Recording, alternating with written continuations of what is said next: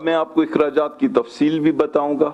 लेकिन जिस तरह मैंने कहा कि हुकूमत के अपने बस में जो अखराजात हैं उसमें उन्होंने पिछले साल के मुकाबले में भी कमी की,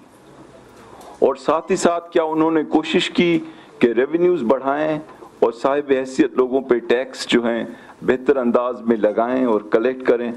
तो मैं समझता हूँ ये पाकिस्तान के लिए एक तारीखी साल है टैक्स रेवेन्यू की कलेक्शन में, और इसके बारे में मैं आपको अभी चंद लम्हों में तफसील भी दूंगा। तो इन्फ्लेशन में कमी आई, लेकिन अभी इस मंजिल पे आगे चलना है और हमें इसको इस हद तक कम करना है कि लोगों के ऊपर जो प्रेशर है वो इतना ज़्यादा ना हो। अब एक चीज़ जो महंगाई के बारे में मेरे ख्याल में हम सबको कहनी चाहिए और उससे सियासी रंग नहीं देना चाहिए, वो ये है कि अगर दुनिया की मंडियों में तेल की कीमत बढ़ती है तो ये हुकूमत ख्वाह यूनान की हो, ख्वाह जॉर्डन की हो, ख्वाह पाकिस्तान की हो या हिंदुस्तान की हो, उसके हाथ में ऐसा कोई हथियार नहीं कि वो उसे दुनिया में कम करा सके। और हम भी इस महंगाई का जो है एक तरह से हम विक्टिम हुए, हमें इस महंगाई को सहना पड़ा। और अगरचे कोई भी हुकूमत, और खुसूसी तौर पे जो अवाम की खुद ही मुंतखब की हुई हुकूमत हो, वो किस तरह से चाहेगी कि बिजली की कीमत बढ़े या तेल की कीमत बढ़े या ये कि रिक्शों या टैक्सियों या बसों के किराए बढ़ें? ये तो कतई नहीं चाहेगी। ये एक मजबूरी है जिसको हम सह रहे हैं। और जो अच्छी चीज़ है, जो अच्छी चीज़ बज़ाहिर लग रही है कि शायद ये जो तेल और एनर्जी की कीमतों में इजाफे का जो एक बड़ा जो है भूचाल आया हुआ था, शायद उसमें अब कमी आने लगे। और इंशाल्लाह कल जो कीमतें जिस तरह से मैं समझ रहा हूँ जो 1 तारीख को आती हैं एनर्जी की, जो कि दुनिया की कीमतों से लिंक्ड हैं, उनमें इंशाल्लाह कमी होगी। और ये अगर हम इस मामले में अगर दुनिया के अंदर तेल की कीमतें कम होती हैं तो हमारे जो मुल्क के अंदर जो क़ुव्वत है और हमारे जो लोगों के अंदर एक ज़हानत है और वो बैनुल अक़वामी मंडियों में कम्पीट करने की अहलियत रखते हैं, वो उसका पूरा समर हासिल कर सकेंगे। तो ये इन्फ्लेशन के तीनों index, consumer price index, wholesale price index, sensitive price index, पिछले साल के मुकाबले में कदरे बेहतर हैं, लेकिन इसमें और बेहतरी की गुंजाइश है। अब इशू ये है कि हुकूमत ने क्या परफॉर्मेंस दिखाई। साहिब हैसियत पाकिस्तान के अमीर लोग, उनके ऊपर टैक्स जो है लगाने में और उनसे टैक्स जमा करने में, क्योंकि ये टैक्स हम क्यों कलेक्ट करना चाहते हैं? इसलिए कि हमारी जो बुनियादी ज़रूरियात हैं उनको पूरा करने के लिए हमें इसकी ज़रूरत है। और हमारे अवाम की जो ख्वाहिशात हैं, जो जायज़ ख्वाहिशात हैं, उनको रोड्स की, उनको पीने के पानी की, उनको सेहत की, उनको ऐसे मौके जो हैं नौकरियों के देने की, वो हम उसी सूरत में कर सकते हैं जब हमारे पास टैक्स कलेक्शन हो। दूसरी जानिब हम इसलिए टैक्स रेवेन्यू हासिल करना चाह रहे हैं कि हम बैरून दुनिया के ऊपर हमारा इन्हिसार कम हो, ताकि पाकिस्तान के लोग जो चाहते हैं कि हम सही माना में खुद मुख्तार हों, हमें सारी दुनिया इज़्ज़त से देखे और हमें हाथ फैलाने की ज़रूरत न पड़े, उसके लिए हमें टैक्स रेवेन्यू कलेक्ट करने हैं। और मैं आपको अपनी एज एक इकोनॉमिक्स के मईशत के शागिर्द की हैसियत से भी, और जो थोड़ा बहुत तजुर्बा भी मैंने हासिल किया है, ये कठिन काम होता है टैक्स कलेक्ट करना। کیونکہ طاقتور لوگ جو ہیں یا طاقتور گروہ جو ہیں یا طاقتور انڈسٹری کے جو نمائندے ہیں وہ نہیں چاہتے کہ یہ بوجھ وہ برداشت کریں، اور اس کے لیے آپ کو بہت محنت بھی کرنی پڑتی ہے اور بہت تگ و دو بھی کرنی پڑتی ہے. اور اسی لیے تاریخی طور پہ پاکستان میں جو ٹیکس کلیکشن کی پرفارمنس رہی ہے، خواہ کوئی بھی حکومت ہو، میں اس کو سیاسی رنگ نہیں دینا چاہتا، ان کو دقتیں رہیں، اور ہمارا جو tax to G D P ratio ہے وہ 10% سے کم رہا. تو اس سال اور پچھلے سال کے شروع میں ہم نے کئی مشکل فیصلے کیے. ہم نے کہا کہ وہ لوگ جو ٹیکسز کے نظام میں نہیں ہیں ان کو ٹیکسز کے نظام میں لایا جائے، اور ساتھ ہی ساتھ ہم نے کہا کہ جو ایماندار لوگ ہیں جو پہلے ہی ٹیکس دے رہے ہیں ان پہ مزید بوجھ نہ ڈالا جائے. تو ہم نے پہلے 1 لاکھ اور 2 لاکھ کے اوپر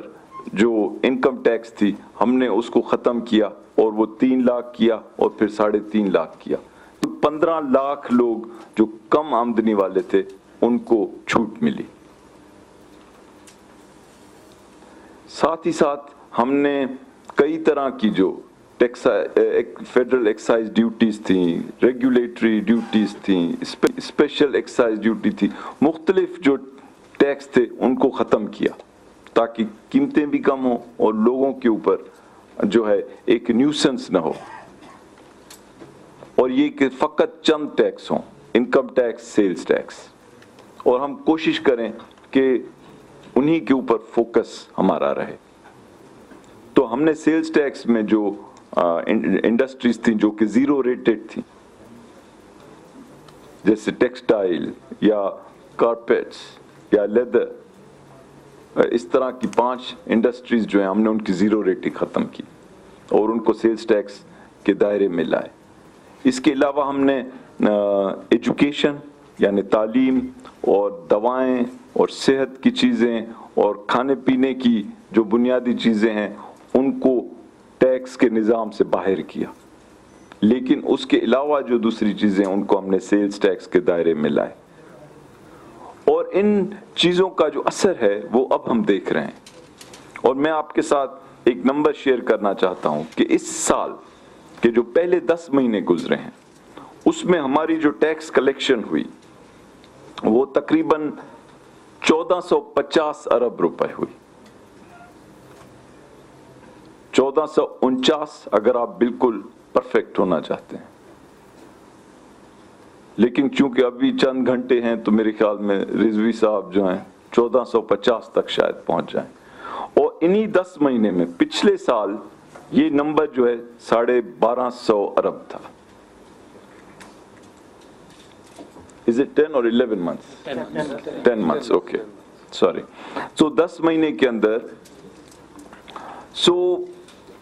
اس کا مطلب یہ کیا ہوا کہ اس میں ٹیکس بڑھانے کی جو رفتار ہے اس میں تقریباً 25% اضافہ ہوا پچھلے سال کے مقابلے میں.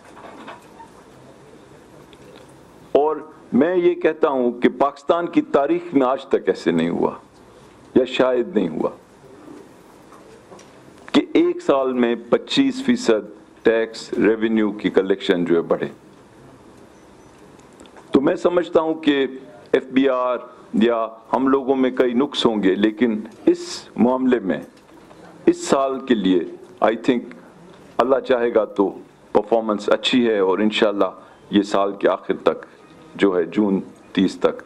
جو ہے ٹارگٹ ہے ہمارا، جو کہ بہت مشکل ٹارگٹ ہے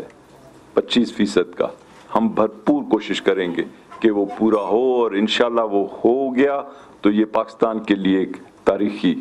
ایک کامیابی ہوگی. اچھا، اب سوال یہ اٹھتا ہے کہ اگر فیڈرل گورنمنٹ نے 25% اضافہ کیا اور اگر یہ 19 ارب پلس جو ہے جا کے بنے ریونیوز، جی یا 1900 پلس میں کہہ رہا ہوں تاکہ تھوڑا جو ہے گنجائش رہے، لیکن جو ٹارگٹ ہے ہمارا 1952 ہے. تو اگر ہم اس پہ پہنچتے ہیں تو لوگوں کے ذہن میں یہ سوال اٹھتا ہے کہ یہ پیسے جو ہیں کس انداز میں خرچ کیے گئے، کیونکہ ہم یہ دعویٰ کر رہے ہیں کہ ہم اپنی طرف سے کفایت شعاری سے چل رہے ہیں، ہم اپنے اخراجات کو بہت ہی پاکستان کے لوگوں کے پیسے سمجھ کے استعمال کر رہے ہیں، یعنی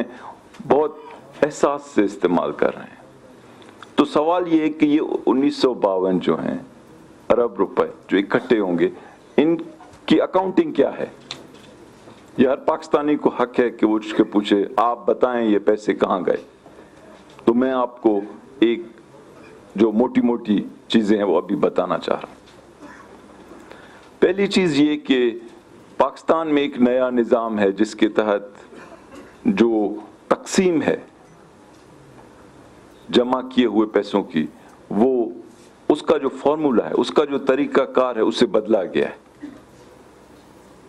اور پچھلے 2 سال سے ایک نیا نیشنل فائنانس کمیشن ایوارڈ دیا گیا ہے، اور اس کے تحت جو بنیادی فارمولا ہے